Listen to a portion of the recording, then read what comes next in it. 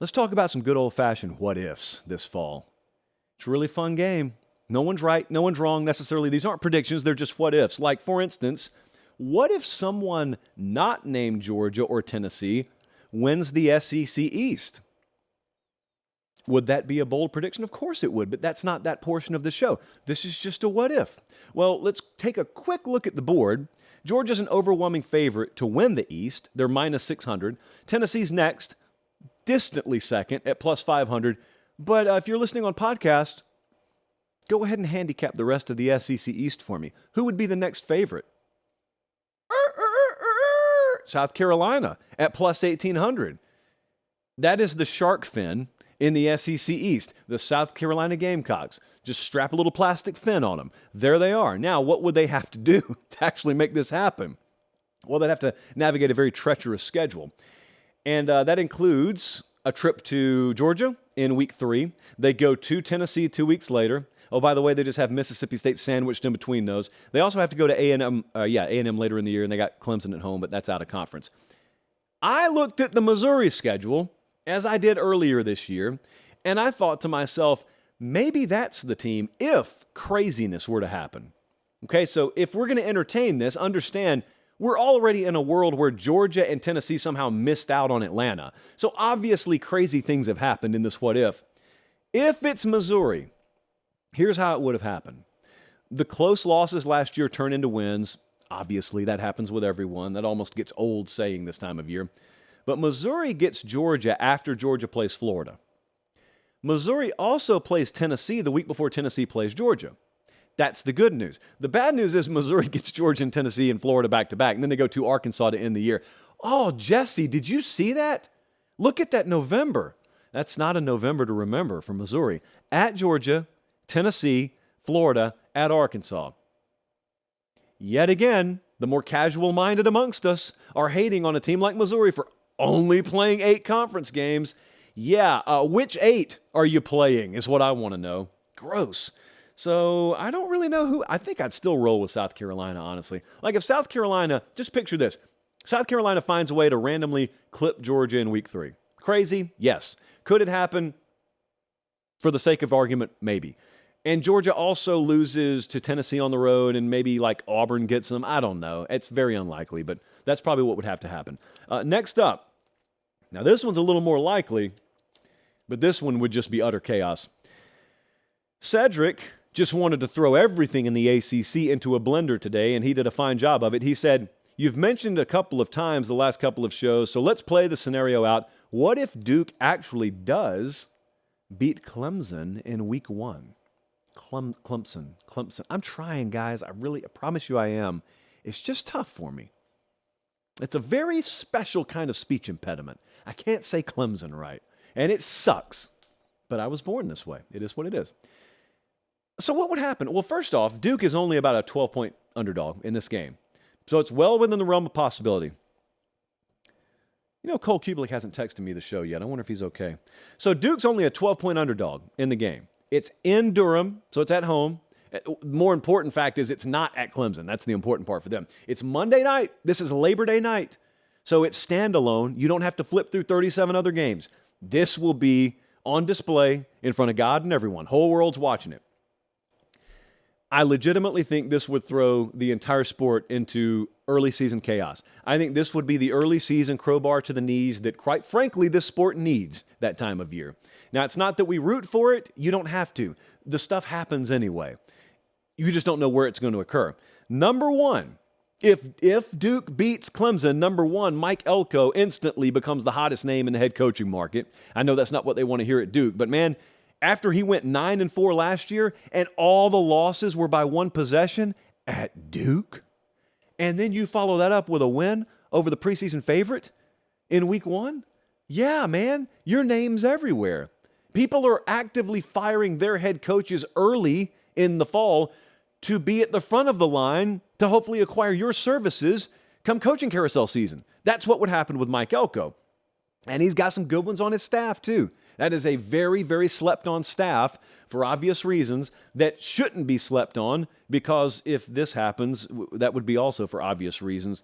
Number two, and this is on the Tiger side of things, Clemson would just delve into full panic mode.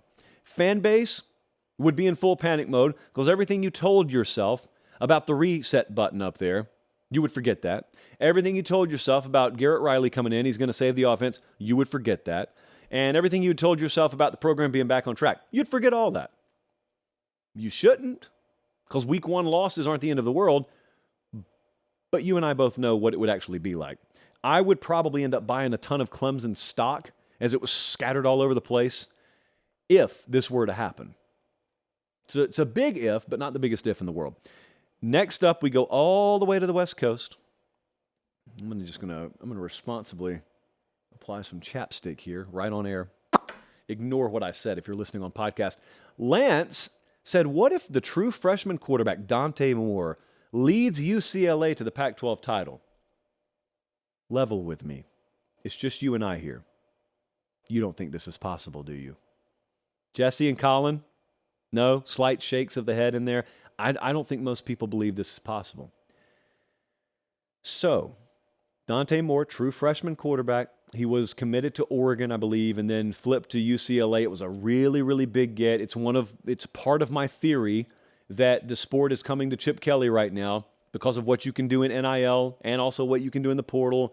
You don't necessarily have to just out-recruit people. You can pick your shots. You can pick your battles in NIL. And he did, and that's one of them. And he got himself a quarterback. But that's one thing. What if they all of a sudden win it this year? This year, he's a true freshman. All eyes are supposed to be on LA this year, but they're supposed to be down the road in Los Angeles, not in Pasadena where they play. They're supposed to be down the road. Caleb Williams, returning Heisman Trophy winner. That's what you're supposed to be talking about. Dude, this would be like the Clippers snatching it away from the Lakers out there. That concludes our NBA coverage for the night. If we were to see Dante Moore, true freshman, step in, and they win the Pac-12, what a story that would be. They may be going to the playoff if that were to happen. Number 2, Chip Kelly has his quarterback for sure. Number 3, UCLA is all of a sudden entering Big Ten play with a premier quarterback. Chip Kelly's name is like right back out there in the forefront of the, I wouldn't say A tier quite yet, but at the very least, he would be placed in all the B tier coaching categories. I think Chip Kelly's a phenomenal coach. It's just that you're never going to get Georgia results at UCLA consistently. I think even he knows that. Or does he? Because if this were to happen, we'd have to hit the reset button on expectations. We are definitely, if this happens, looking at a chaotic season in the Pac-12. Because there's one path where, hey, UCLA just goes undefeated and they win it. That's not the most likely path, even with this prediction. The most likely path is there was carnage out there, no one escaped unscathed, or even relatively unscathed, and it was just UCLA that emerged from the rubble at the end of the year. I still have a lot of fun entertaining it because they are not way down the odds board. Colin, could you throw that back up? As a matter of fact, I actually meant to read that when you had it up. So the odds to win the Pac-12 right now, yes, it's the usual suspects at the top, but you should ask yourself, where is the cutoff? So you got Southern Cal number 1, Oregon number 2, Washington number 3. They basically have the same odds. It's very close. Utah's number 4, and they've got plus 550 odds. Oregon State's a little bit down the board at 5th, and then it's UCLA at plus 1,200 odds at 6th. That's where the cutoff happens. Then it's a long drop to Washington State, Colorado, etc. But it's important to note, in a conference that figures to be very topsy-turvy, UCLA is in the top group of favorites. That's what you need to remember. And lastly, on the old what-if board tonight, again, this isn't even opinion at this point, it's science. How about Trey saying, what if your science is correct and Ohio State wins the national title? This video has gone crazy for us for like 2 months on social now. I did a segment a couple of months back, and it was tongue-in-cheek, which should have been obvious. Of course it wasn't.